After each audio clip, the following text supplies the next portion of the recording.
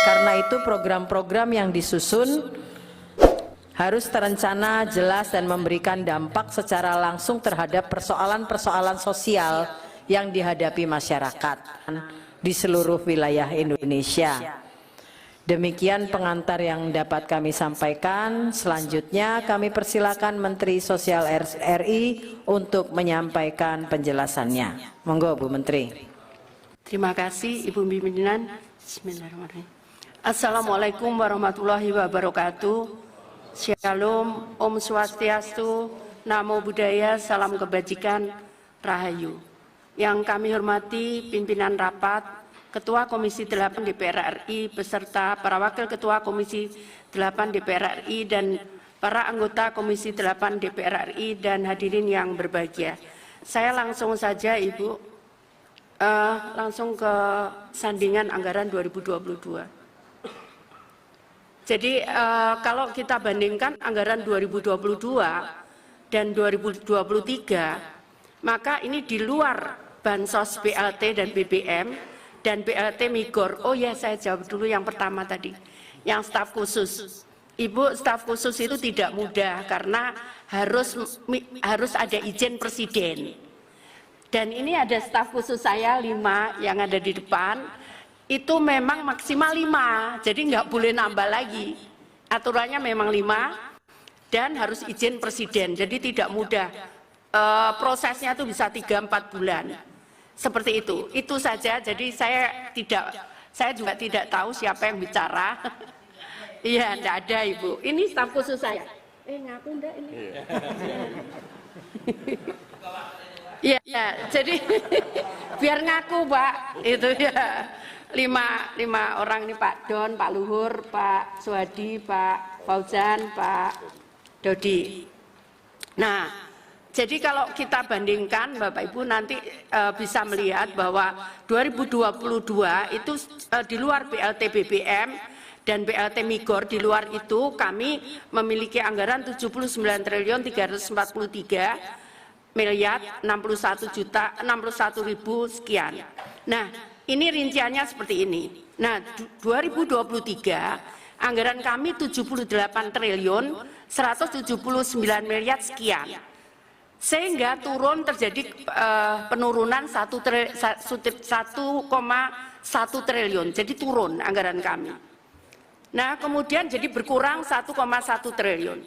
Nah, berikutnya penurunan anggaran Kemensos ini di tahun 2023 itu untuk pena dari 8.500 PM menjadi 7.500 PM. Dengan indeks bantuan turun dari 6 juta per PM menjadi 5 juta per PM. Dari 85 miliar menjadi 49 miliar. Dan kondisi saat ini masih diblokir atau di AA. Kemudian KAT atau yang komunitas adat terpencil, target turun dari 3.500 KK menjadi 2.847 KK dari anggaran 90 miliar sekian menjadi 69 miliar sekian. Dan kondisi saat ini juga masih diblokir atau di automatic adjustment. Kemudian untuk Dijen Resos, anggaran Bansos tahun 2023 berkurang sebesar 480 miliar. Mencakup bilangnya bantuan dan YAPI non COVID.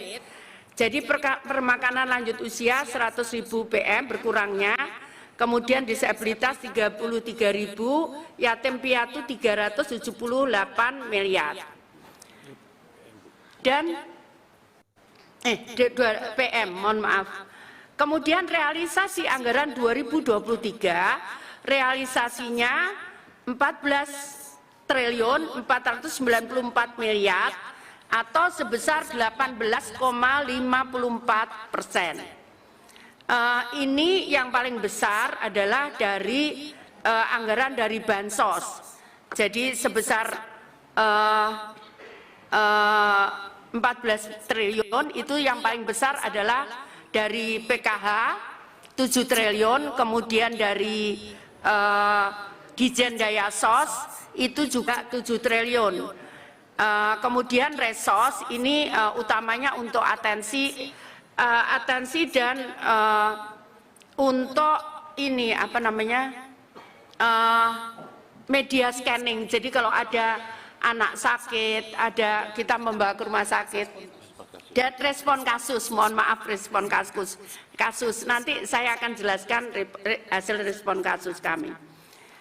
Blokir reguler dan automatic adjustment, kegiatan utama yang diblokir adalah PENA, kemudian KAT, kemudian bantuan kelompok masyarakat, bansos kearifan lokal, bantuan masyarakat, honor kegiatan dan bansos keserasian sosial, kemudian bantuan kebencanaan, bantuan stimulan pemulihan sosial, terus honor pendamping PKH, honor TKSK, ini belanja pegawai ini belanja saya Bu yang diblokir. Saya untuk ganti, nanti saya akan tunjukkan. Nah kemudian program sembako. Penyaluran program sembako 2023 targetnya 18 juta KPM. Indeks bansos Rp200.000 per bulan. Nah sehingga realisasinya sudah salur itu 17.154.619 KPM atau setara dengan 7.412.683.600.000. Kemudian yang PKH itu targetnya 10 juta, realisasinya adalah 9.592.182 KPM. Ini belum selesai tuntas. Ini akan angka ini kemungkinan masih bisa bergerak. Kemudian atau setara dengan 7.139.139.550.000. Nah kemudian kalau kita bandingkan tadi kami sampaikan bahwa penurunan itu juga ada di RST atau Rumah Sejahtera Terpadu. Jadi targetnya 2022 itu 10.600 KPM, realisasinya 10.490 KPM.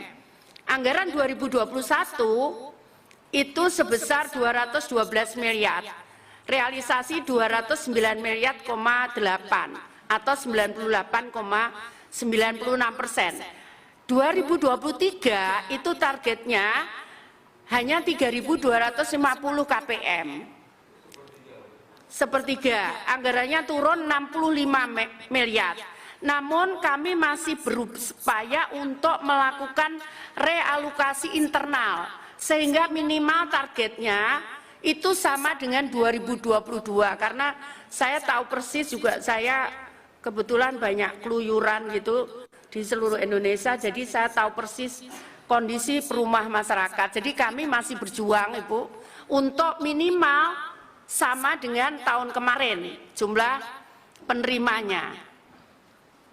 Ini adalah sebesar sebaran KPM penerima bansos PENA, ini yang PENA. Kemudian ini sebaran KPM PENA yang siap graduasi. Jadi saat ini kita kalau Bapak Ibu kemarin saya sampaikan, jadi kita bekerja hanya 1 bulan Pak kemarin untuk PENA itu, jadi bulan Desember. Nah di bulan ini kita lakukan rutin, monitoring rutin tiap mingguan. Saat ini ada total PM yang menyatakan siap graduasi sebanyak 610 PM. Ini mereka sendiri yang meminta kepada kami.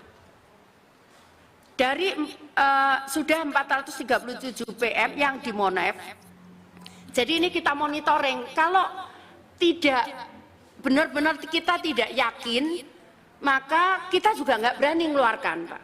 Jadi yang sebelumnya disampaikan, Bu, ini harus ada pernyataan begini-begini, ini kita buktikan, Bu, bahwa kita pun tidak berani langsung menindaklayakkan kalau belum kami memonitoring.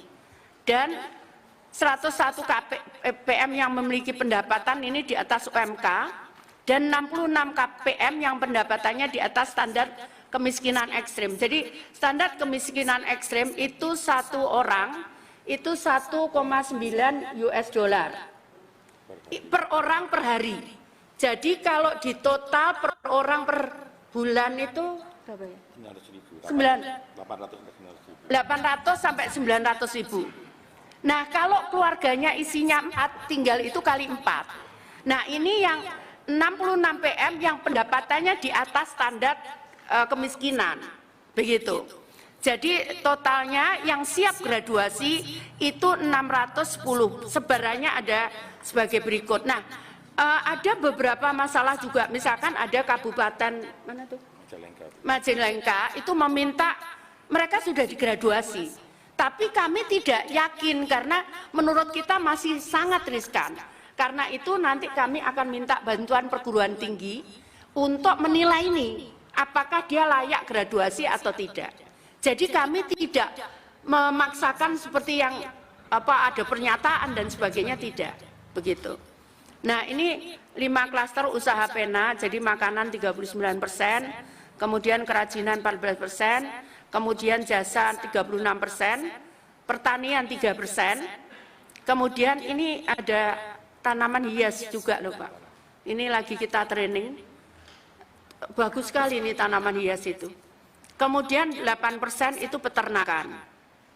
Nah kemudian nilai tambah, jadi kita lakukan pendampingan pena. Kalau Bapak Ibu berkenan ikut monggo, jadi tiap Sabtu dan Minggu kami ketemu dengan, tapi lewat Zoom. Lewat Zoom, sama YouTube sama Facebook. Jadi ketemu dengan ribuan Pak yang ikut, seluruh Indonesia.